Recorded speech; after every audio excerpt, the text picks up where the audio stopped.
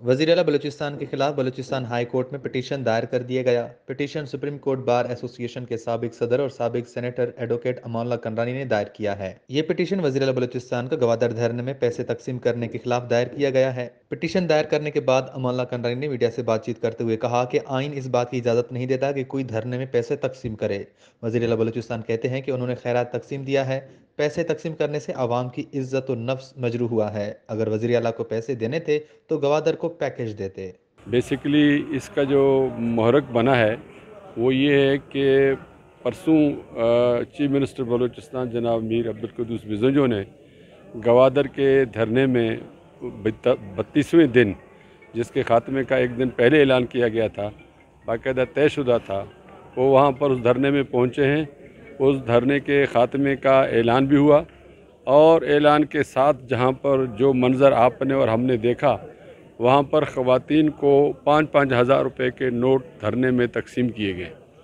मुझे न मीर अब्दुल कुद्दूस बिज़ंजो की ज़ात से कोई पुरखाश है, न मुझे धरने वालों से कोई इख्तलाफ है, न मैं ख़वातीन के पैसे देने को पर कोई एतराज़ कर रहा हूँ।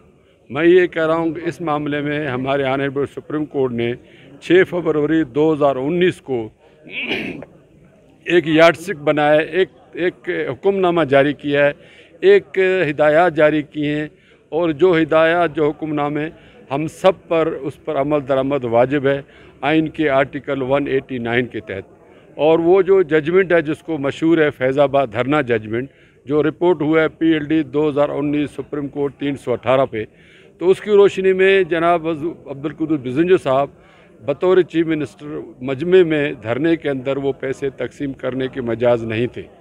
अब इसलिए मैंने रिट किया कि वो आकर अदालत में बताएं कि उन्होंने उस धरने के जजमेंट के होते हुए किस तरह हिम्मत की कि वो उसकी वायलेशन करें और आवाम के अंदर धरने के ख़ात्मे को मौके पर पैसे तकसीम करें। एग्जैक्टली यही चीज़ वहाँ पर हुआ था।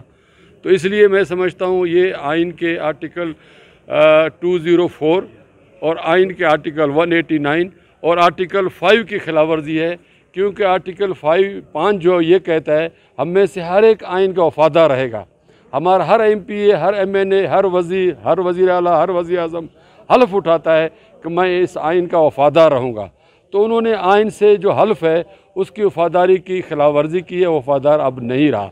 इसलिए मैं समझता हूँ उनको अपना आवारान पंजगूर का सीट है 44, उससे जो है वो नाहल हो चुका है मेरी नज़र में, क्योंकि आर्टिकल 63G में वो ये है कि अगर वो कोई कंटेम्प्ट करे, अदालत के फ़ैसले की तौहीन करे, 63G के तहत वो मेंबर नहीं रह सकता है। तो लिहाजा मैंने अदालत से इस्तदा की है उसको सुप्रीम कोर्ट के फ़ैसले PLD 2019 सुप्रीम कोर्ट 318 की रोशनी में नाहल करार दिया जाए।